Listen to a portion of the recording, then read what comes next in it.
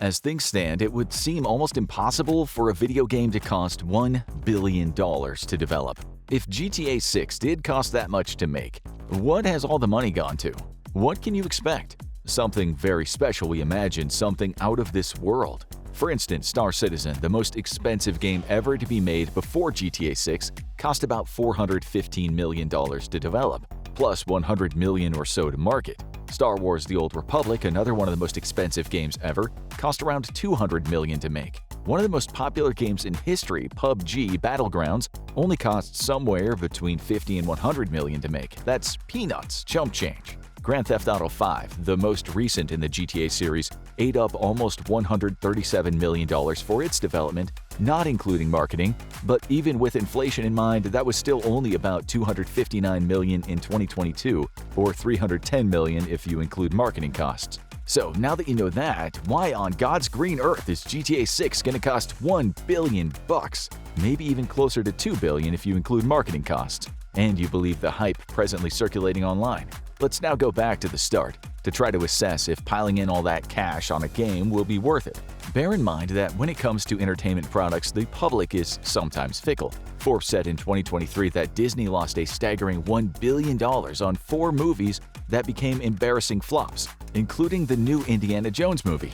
Amazon's Lord of the Rings drama, The Rings of Power, was said to have cost over $1 billion, and only 37% of people who started it actually finished it. Will GTA 6 be the next in this series of ultra-hardcore creative flops? Importantly, like those movies and TV shows, will GTA 6 be a reworking of what had been a successful formula? Looking at the GTA franchise, you'd think its genesis would have been in the USA, but it wasn't. It was the idea of some Scottish guys at the game company named DMA Design, now Rockstar North, in the city of Dundee, a far cry from the American hoods upon which GTA is based. Although Dundee does have its fair share of thugs. Sorry, Dundonians. These very creative guys who'd earlier developed simple games on their ZX Spectrums and Commodore 64s got the idea for a simple game that they called Race and Chase. The 4 men had already made the game Lemmings, which was very popular, selling more than 20 million copies. But they had no idea they were about to take gaming to a new level with their cops and robbers type game.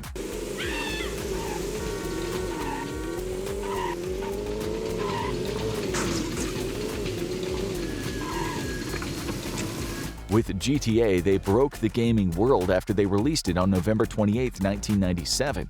They'd had Pac-Man in mind when they made it, but instead of the little yellow guy, they had a human character running around, being chased, smashing cars, with police radios playing in the background. It was the gangster version of Pac-Man, and it quickly became a bestseller, making over 17 million euros in the EU, despite mostly lukewarm reviews. Grand Theft Auto 2, while popular, also received pretty average reviews. It wasn't until Grand Theft Auto 3 was released in 2001 that the series started to gain a dizzying amount of popularity.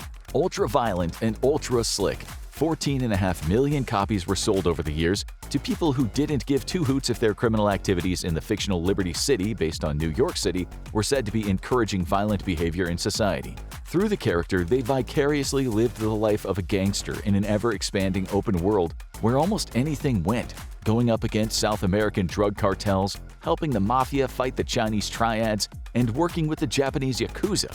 What more could you ask for?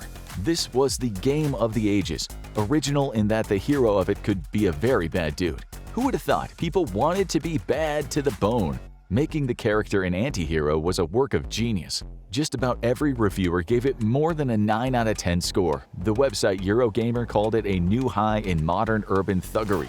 The best game of the year where you could splatter some pedestrians, buy some guns, and kill some cops, while walking through towns with as much explosiveness as John Rambo in the First Blood movie. In the next installment, people fought with the Cubans, the Haitians, and biker gangs in Vice City, based on Miami, where a crack cocaine epidemic was in full flow. Despite the moral panics about the extreme violence, it was called one of the best games ever created. It was Miami Vice, it was Scarface, it was in your darkest fantasies, and it was more uber cool because you heard the voices of bad boys like Burt Reynolds and Ray Liotta. If the psychologist Carl Jung was right, and all humans have a darkness in them, a hidden evil, a shadow self, then GTA was the place to let it flourish. This was the attraction of GTA. It was where you could put down your Henry Jekyll side and let loose your primal and sometimes cruel Edward Hyde. While those Scots might not have created the game thinking about shadow cells, it soon became evident that everyone, or most people, had a darkness that they were dying to release from its cage. GTA is not just a game, it's a way of being. It's your inner psychopath taking hold of the reins for a little while. That's our theory anyway, and it really matters where $1 billion is concerned. Video game developers do often think about this kind of psychological stuff. Still, you might wonder if GTA 6 will be as dark as earlier iterations of the game, given that we now live in a much more strict, some say oppressive, some say improved world, where it's never been so easy to cause offense. GTA is an offensive game, and that, folks, is why people love it. But has GTA 6 towed the line and become less offensive? Or is it business as usual? We'll talk more about this later. The numbers don't lie. Grand Theft Auto Vice City sold over 500,000 copies within 24 hours of becoming available. No game on Earth had done that before. In 2 more days, it was up to almost 1.5 million copies sold. By 2006, it had sold over 7 million copies in the US alone, the country that is GTA's natural and spiritual home. Nonetheless, GTA's many critics said the narratives in the game were an insult to various ethnic groups. Many said that it caused a teenage boy to shoot cops in Alabama and take off in their squad car. They said it was behind a 14-year-old in New Mexico killing his father, stepmother, and stepsister, shooting them with a shotgun and burying them in a shallow grave. The kid Cody later said, "I don't know what I was thinking, I can't tell you. I myself wish I knew." A moral panic ensued, but many people asked how come there weren't a lot more similar cases when 17.5 million copies of the game were sold worldwide. There was no stopping GTA now, despite all the clamoring for it to be banned. If you thought Vice City was popular, then Grand Theft Auto San Andreas was a god of gaming. The city was this time based on LA, where street gangs took the level of violence up a notch, fighting each other over turf where they plied their white powder and shiny rocks, and where police, SWAT teams, and FBI, and even American military got involved. This wasn't just upping the ante for the sake of it, it was just better for a game that many people thought couldn't get any better. From 2004 to 2011, 27.5 million copies were sold worldwide across all platforms. GameStyle called it a masterpiece. Ace Games said it was the biggest game ever in terms of its world building, probably taking 400 to 500 hours to finish. It was called fantastic, stellar, and mind-blowing. It was bigger and badder than anything on the planet. It was beautiful to look at, and in terms of gameplay, it was cooler than an Antarctic Frappuccino. Again, the moral panic people came out in droves. These crusaders said GTA was now being used by real gangbangers to justify their violent and criminal lifestyles. Thieving and killing and hustling, they said, were now cool to the average 17-year-old kid. Then again, many other people said there is a big difference between stabbing a stranger and pressing a button. It only cost $10 million to develop, but brought in a cool $235 million in revenue. GTA was now a golden goose that pooped golden eggs out of its backside like it had severe waterfowl diarrhea. GTA was a money tree, the gift that kept on giving. Then in 2013, when Grand Theft Auto V came out, another fine iteration of fictional thuggery on the mean streets of America, the gaming world exploded. It won the Game of the Year at many award ceremonies. It was called exhilarating, brilliant, and generation-defining, yet its depictions of women, as one reviewer said, were only of strippers, prostitutes, and long-suffering wives. This did not go down too well in a world fast becoming intolerant to such things, but strippers, prostitutes, and long-suffering wives, it seemed, were what the public wanted. After all, this was criminal realism. The negativity didn't make a dent on the sales. In fact, as far as controversies go, it helped. The game made $815 million in just 24 hours. It was more than double what was expected. It made over $1 billion in 3 days, making it the biggest money spinner of a game in history. In total, GTA 5 sold over 190 million copies over all platforms, making it the second bestseller of all time after Minecraft at 300 million copies, the game where people built things rather than burning them down. GTA 5 might have cost $265 million to develop and market, but it has generated a staggering $8.5 billion in revenue. There are few products in the world that could be more lucrative. GTA is now up there with life insurance, junk food, and pharmaceutical pills. Well, almost. In terms of the creative space, it made the movie Avatar look ordinary, which had cost $237 million to make, but brought in $2.923 billion at the box office, the highest grossing film of all time, but not quite as profitable as GTA.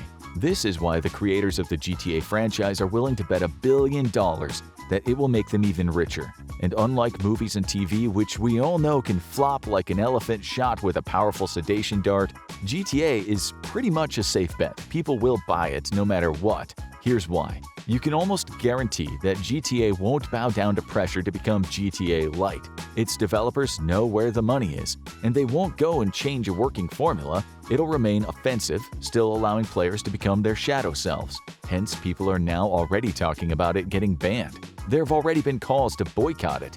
A lot has changed since 2013, but you can guarantee that this franchise isn't about to ask consumers to hang up their gloves and play in the shoes of a reformed character who's polite and PC. That's not going to happen. The risk is just too big. We see the next GTA 6 being more popular than ever. But if it's more of the same, more thug life, more gangs, more great music and fast cars, where will the billion go? Why is this version going to cost so much more than former versions? While the basics will stay the same, i.e. criminals doing bad things, there are rumors saying GTA will be more ambitious than ever, breaking new rules, making the experience more expansive. The territory will be bigger than ever, encompassing Vice City, Miami, but going as far as the wetlands of the Everglades and the Florida Keys. This will be the biggest map in GTA history, and we wouldn't be surprised if GTA 6 has opportunities to construct your own buildings once you have the money and the power. What we're talking about here is details, details, details, as you've never seen before in video games. We know that already from the trailer. Residents of the areas featured in the games will see their houses and other buildings designed down to the last brick. As one reviewer said, this is a graphical masterpiece, and masterpieces, as you know, are expensive. Another guy wrote online, the accuracy of the Bahia Honda State Park is wild. I wonder how fleshed out the keys will be. No one has ever created a world with such accuracy and depth. This is not just a game, it's a progression in what is technologically possible. Some of the game's biggest fans were worried that GTA 6 features a female character, Lucia, but that doesn't mean the game will be any less appallingly violent. It seems like she will team up with a man, Jason, so together they might be kind of Bonnie and Clyde criminal duo, which is novel for GTA, and we think it's pretty damn cool. This is not certain, but if they do form a delinquent pair of sinners, we think that it'll be a compelling narrative for the player, and it might excite the 15% of female players of GTA. It will only make the game better at the end of the day. What matters is that the characters allow the player to indulge in criminal activities, but this time, you will really feel that you're in a virtual reality. The graphics, as we said, are absolutely phenomenal. One of the top comments we found below the trailer on YouTube was, since the GTA 6 trailer came out, everything in GTA 5 just seems unrealistic, like when GTA 5 came out. The attention to detail is outstanding, right down to the way people cast rippling shadows on the hot sand of Miami beaches. No graphics, to our knowledge at least, have ever been this good. It really does feel like you're there. And not everyone is posting #BanGTA6 on their social media accounts. In fact, there are a slew of celebrities who are rumored to be involved with the project, including Samuel L. Jackson, Joe Rogan, Jason Statham, Chris Rock, Justin Bieber, Jake Paul, Usher, Adam Sandler, Cardi B, Jordan Peele, Hannibal Buress, and Flo Rida. These are rumors, as are people saying that UFC star Conor McGregor might also feature in the game. We might also see Theo Von and Eminem. Some say Donald Trump might even be featured, but we doubt that. Even if just a few of those celebrities are in, that would have cost Rockstar a good chunk of cash. We do know that the streamer Aiden Ross is on board, unless his tweet was also a lie. I'm in GTA 6. I can't speak much about it, but you'll see later on throughout the year in the next trailer. Either way, I'm blessed, and thank you, Rockstar, for giving me an opportunity to have something to do with the greatest game ever. Even with all these people taking a risk by being involved with something that will cause outrage, GTA 6 will be as nasty as ever. If GTA wasn't shocking, it wouldn't work. Just the fact that people are already saying it should be banned will work in Rockstar's favor. Controversy is great marketing. Right now, a huge number of consumers are dying to get their hands on something edgy since so much creative content feels watered down these days. GTA will feel like a breath of fresh air in what is quite a stuffy environment. That's why we think it'll be bigger than ever. A large portion of the public has never been more poised to let loose their shadow self. This is the ideal time to release a world of badness, which is why GTA 6 will be marketed more than ever. costing many millions of dollars. That marketing will be a reminder that in GTA you can do what you want. We believe this game will break the records that it has already set. If for some infinitely strange reason it's changed its format so as to not upset people, well, you can expect losses on a cosmic scale, but we don't think that'll happen. Now you need to watch I Tried to Live a Normal Life in GTA 5 online and this is what happened. Or have a look at Most Evil Crime Couple in American History, Bonnie and Clyde.